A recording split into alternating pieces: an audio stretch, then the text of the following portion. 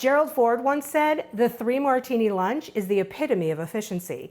He also reportedly drank martinis on Air Force One after surviving an assassination attempt, so it's a drink for many occasions. I'm Mary Beth Albright, and this is All the President's Drinks. To make a great martini, you need to get everything out of the freezer: the glass, the gin, and the vermouth. Vermouth is a fortified wine, so it can freeze completely, so put that in there maybe an hour before you're making your martini. You can mix a martini in a shaker if you'd like, but you don't want to shake a martini. We're going to talk about that in a minute. So first, take gin and do 2 shots of that. Martinis are just alcohol. That's all they are, so brace yourself. Now you're going to do about 1/2 ounce of vermouth, which is a tablespoon or about 1/3 of a shot.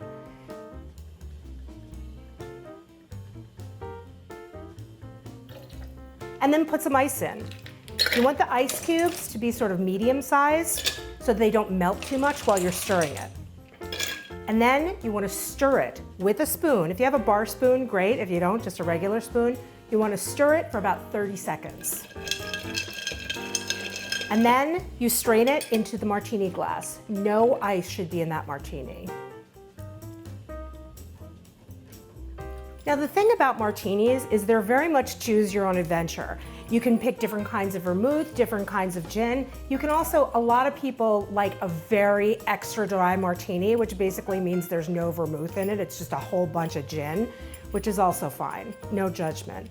But if you want to make an extra dry martini, one of the things that Lyndon Johnson used to do was just pour vermouth into a glass, dump the vermouth out, and then just pour it with cold gin. I guess you could call that a martini. So then to garnish the martini, you take a peel of lemon. Just use a lemon peeler or a paring knife or something. Take that off. You can see there's not a lot of white pith on the back. And then pinch it over the glass to get some of those oils out. And then rub it around the rim of the glass.